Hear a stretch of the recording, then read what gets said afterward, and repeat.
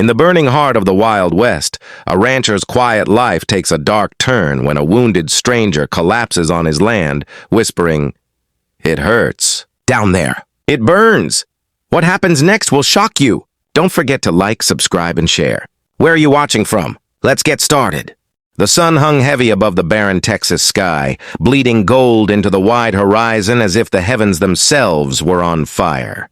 Dust rose behind the hooves of a lone horse cutting across the plains, its rider sitting tall, silent, and weathered from years under the punishing sun.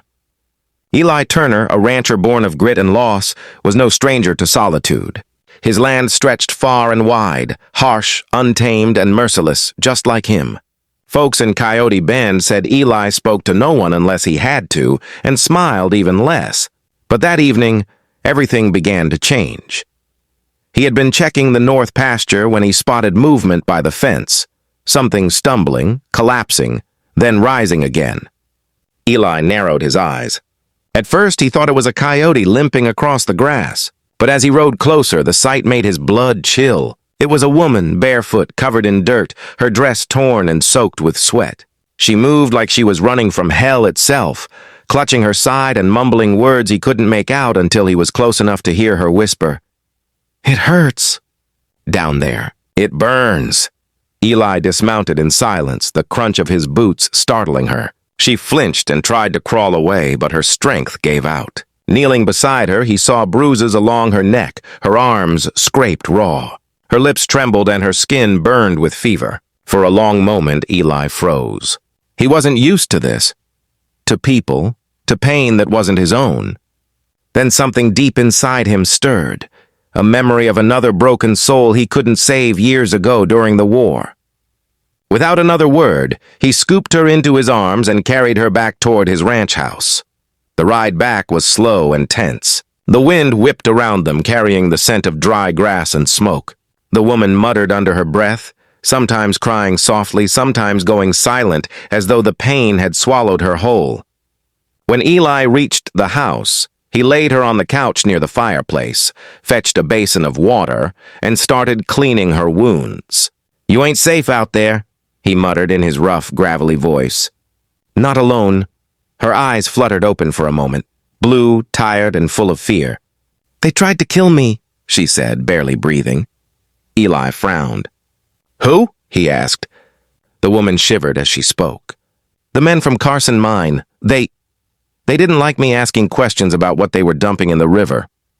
Her words came out in fragments, but they struck him hard. The Carson Mine Company was known around these parts. Rough men who answered to no law, digging silver and poisoning everything in their path.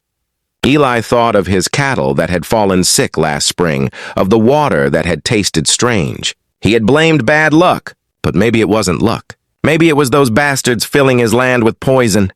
He leaned back in his chair, staring into the fire, his jaw tightening. The flames flickered in his eyes as the truth sank in. The land that fed him, the cattle he raised, the home he built with his own hands, all of it was being destroyed by men too greedy to care. He looked at the woman again, her breathing shallow, her hair tangled like dry grass. "What's your name?" he asked quietly.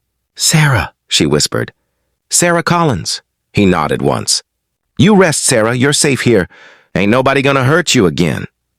That night, the wind roared outside the cabin like a living thing. Eli sat awake by the fire, polishing his old Winchester rifle. He hadn't touched it since the war ended, but the sound of it, the click of the chamber, the scent of gun oil, felt too familiar. He remembered the weight of duty, the cold calm that came before violence. Somewhere deep down, he'd hoped he'd never need to feel that again. But the more he thought of Sarah's pain, the more that old fire returned. The plains were quiet, but something inside him had already begun to stir. Sarah woke before dawn, feverish but stronger.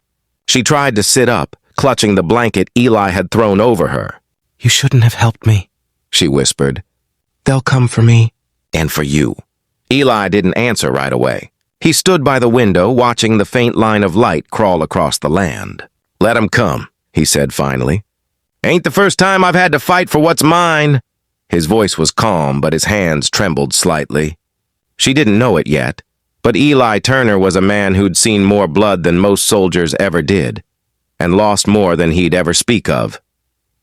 Later that morning, Eli saddled his horse, Devil, while Sarah stood by the porch, weak but determined.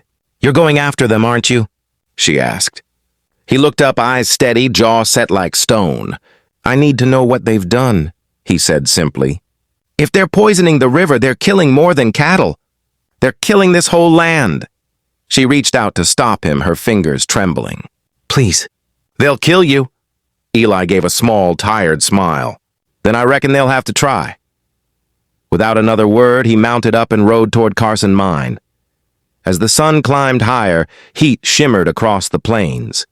The sound of cicadas filled the air, blending with the soft thud of hooves. Eli's thoughts were cold and clear, focused like a man walking into judgment. He passed the dead creek where the water had turned brown, saw carcasses of cattle half buried in dust. The sight hardened him. This wasn't just about Sarah anymore.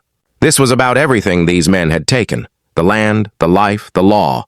He'd let too much rot without fighting back. But today, that was going to change. Today, the West would remember his name.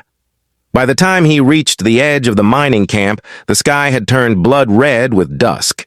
Smoke rose from the shacks, and the clang of metal echoed across the valley. Eli stopped his horse, watching men move around like ants, their laughter sharp and cruel. He could see Jeb Wallace, the mine foreman, standing tall near the main tent. Eli's hands clenched around the reins. He didn't know what he was going to do yet. Not exactly.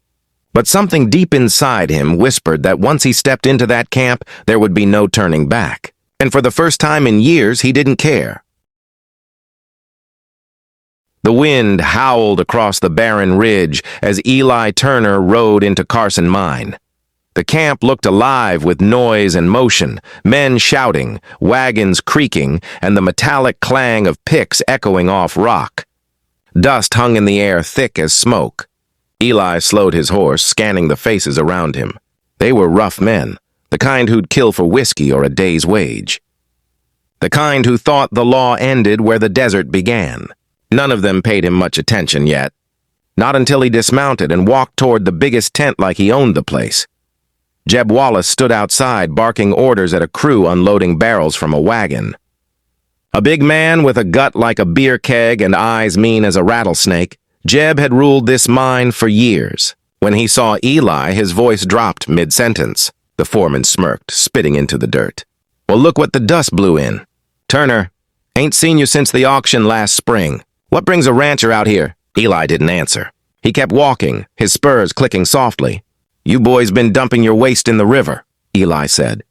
"That water runs through my land." The laughter came quick and sharp. "That right?" Jeb said.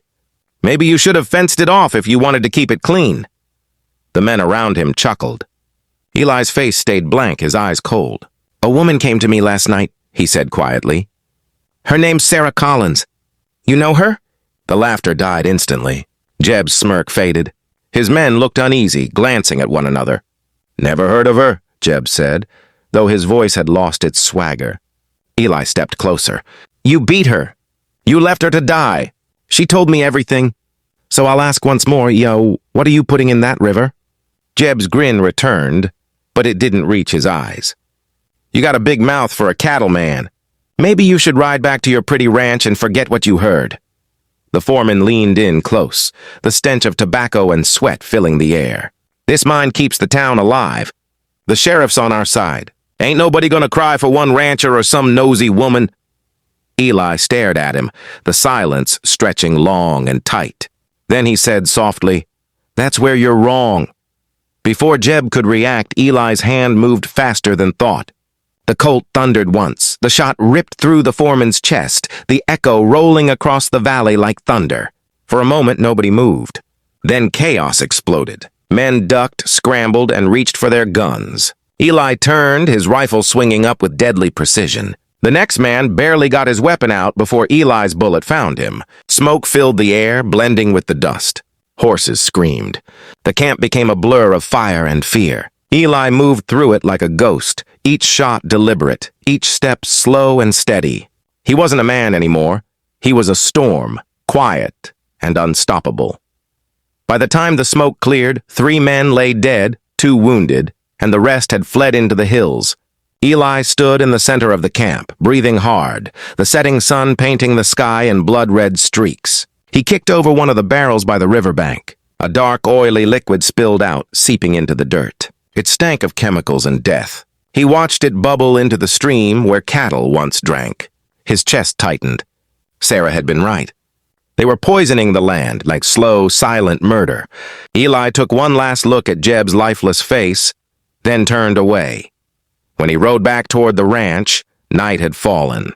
The stars were bright and cold above him, their light flickering like the eyes of ghosts. He could still hear the echo of gunfire in his ears, smell the gunpowder in his hands. But beneath it all, there was something else. A strange calm. For the first time in years, Eli felt a purpose beyond survival. He wasn't sure if it was justice or vengeance guiding him, but either way, it felt right. The land would heal, and maybe so would he. Dust Devil carried him home through the dark. Sarah was waiting on the porch, wrapped in one of his old coats. When she saw him, her breath caught. "You did it," she whispered. He nodded, dismounting slowly. "It's done, but there'll be trouble coming." She stepped closer, her eyes searching his. "They'll send men after you, Eli. You killed the most powerful man in Carson Mine." He shrugged. "Then I'll be ready." For a long moment, they said nothing. The air between them felt heavy, full of unspoken things. Pain, fear, gratitude. Sarah reached out and touched his arm gently. "You didn't have to do this for me." He looked away. "Wasn't just for you." The fire crackled inside as they sat together in silence. Sarah's hands trembled as she held a mug of coffee. "You risked your life," she said softly. "Why?" Eli stared into the flames. "Because I've been running from something too long. Maybe this is my way of settling a debt." She tilted her head. "What debt?" His eyes stayed on the fire. "During the war, I let a woman die. Could have saved her. Didn't. She looked like you." The silence after that was thick and painful. Sarah didn't know what to say, so she simply placed her hand over his. He didn't pull away. Outside, the night was still except for the rustle of wind through the grass. In the distance, a lone coyote howled, its cry cutting through the darkness like a lament. Eli rose, checking his rifle. "They'll come at dawn," he said quietly. Sarah looked up at him, fear flickering in her eyes. "Then we'll face them together," she replied. Eli gave a small, tired smile. "You've got spirit, I'll give you that." He walked to the door, the cold air biting his face. Somewhere beyond the hills, torches flickered. The mine men were already riding. Trouble was coming, and Eli Turner was ready. As dawn began to bleed across the plains, Eli stood on the porch, rifle in hand, watching the first hint of light creep over the horizon.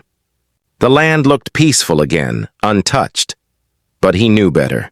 Behind that calm was fire waiting to burn. Sarah stepped out beside him, her hair catching the early sun. "Whatever happens," she said, her voice steady. "Thank you." Eli nodded. "Don't thank me yet." The rumble of horses echoed faintly in the distance. He tightened his grip on the rifle, the wind sweeping across the land like a warning. The fight for the West had just begun.